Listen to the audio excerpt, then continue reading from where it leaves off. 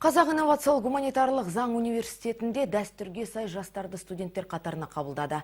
Мерекелік шара биыл Қазгюу мерейлі 20 жыл тақырыбында өтті. Белсенді жастар мен білікті маман атануды көздеген студенттердің кешінде біздің түсіру тобымызда болып қайтты. Бірінші курста оқитын әрбір жас үшін студенттер қатарына қабылдану ерекше оқиға. Мұндай мерекелік шараның олардың естерінде көпке дейін сақталары сөзсіз. Бұл тұрғыда Қазақ инновациялық гуманитарлық заң университетінің ректоры мен ұстаздар қауымы жыл сайын мерекені өзгеше етіп өткізуге тырысады. Бүгін біздің университетімізге қабылданып жатқан студенттерге біз ақ жол тілейміз. 4 жыл өздерінің алдарында қойған мақсаттарына жетіп, белгілі бір мамандықты игеру мақсатында біздің университетімізді таңдап алды. Университет басшылығының атынан талапкерлерге олардың білімінің жоғарғы деңгейде болып бітіруіне және олардың жұмыспен қамтылуына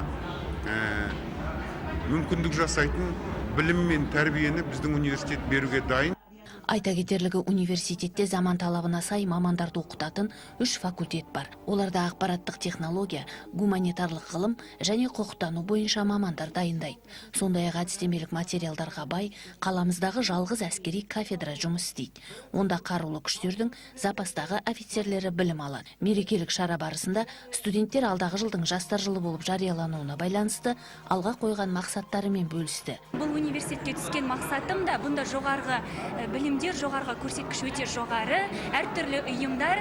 Мені осы университетқа түскеніме 2 айдың көлемінде болып қалды. Әртүрлі ұйымдардың мүшесімін. Өзімді биіктерден көрсетуге әрине мүмкіндіктер мол. Бұндай кештер бізде жиі болып тұрады. Бұл студенттеріміз үшін қызықты. Бүгінде жоғары оқу орнында 6000-ға жуық студент бакалавр, магистратура және PhD докторантура бойынша білім алуда. Университетте бұдан басқа серпін бағдарламасына қатысушылар да бар. Сондай-ақ Қазақ инновациялық гуманитарлық заң университетінде мемлекеттік гранттар мен облыс әкімінің және оқу орны ректорының грант иегерлері оқиды. Айта кетерлігі, университет Еуропаның алдыңғы қатарлы жоғарғы оқу орындарымен халықаралық деңгейде ынтымақтастық байланыс орнатқан. Эльмира Жүсімбекқызы, Мерей Жақманов, Семей телеарнасы.